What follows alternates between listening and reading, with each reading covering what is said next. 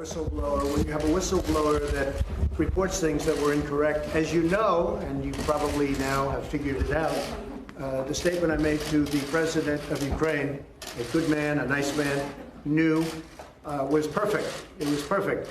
But the whistleblower reported a totally different statement, like the statement, it was not even made. I guess statement you could say with call. I made a call. The call was perfect. When the whistleblower reported it, he made it sound terrible. And then you had Adam Schiff, who, even worse, made up my words, which I think is just a horrible, I've never even seen a thing like that. Adam Schiff, representative, congressman, made up what I said. He actually took words and made it up. The reason is when he saw my call to the president of Ukraine, it was so good that he couldn't quote from it because there was nothing done wrong. It was perfect. So Adam Schiff decided, I can't let this happen. So let me make up. Do you ever hear of this one, Gene? Do you ever hear of anything like this?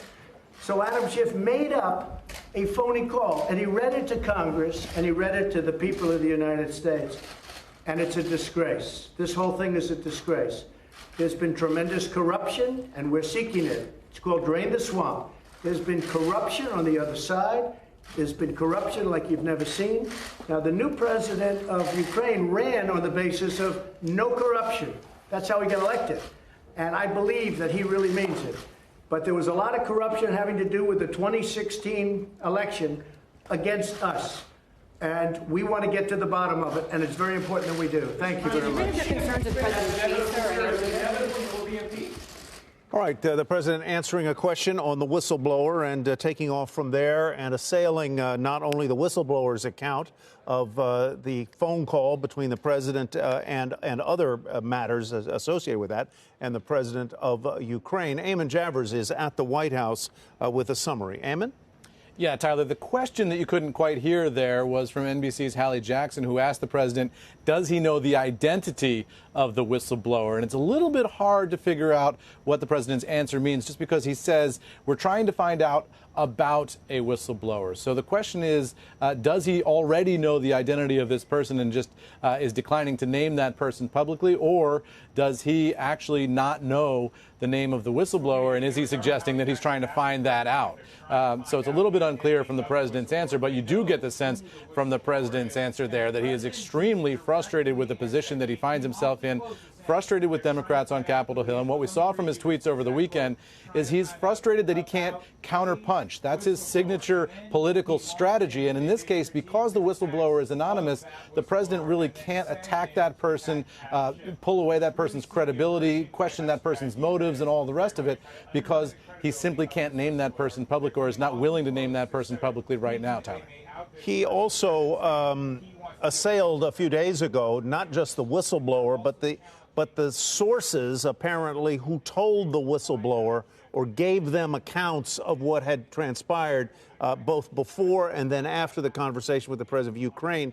He basically likened them to spies, right. People that I assume he's going to try and find out who they are or were. You can imagine that he will. He did say that. He's raising the specter here that people inside the White House are, in effect, spying on him.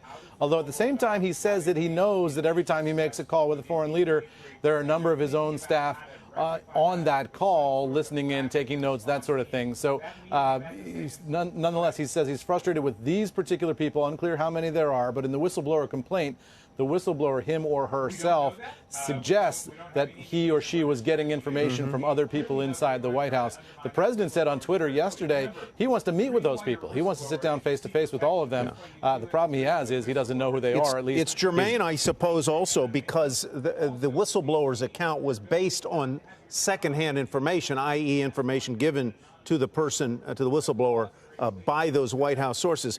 He is also clearly, Representative Schiff is under the president's skin.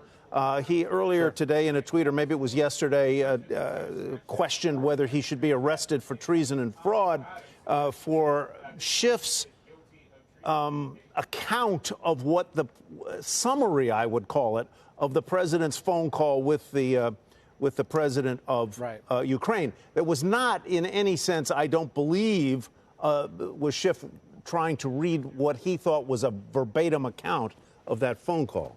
Right. And the question of secondhand information is going to be moving into the rearview mirror here in this sense, which is that we now have the notes recorded contemporaneously by the White House of that conversation with the president of the Ukraine, and Democrats on Capitol Hill who are investigating this will be able to talk to all of these witnesses, presumably at some point, and get their accounts of it. So they will have firsthand information. We do have some firsthand information now that's been released publicly for everybody to see, and folks on Capitol Hill investigating this, Democrats and Republicans, will have access to firsthand information as the investigation goes along. So that issue of it being a secondhand complaint will sort of fade into the background as the firsthand information comes out.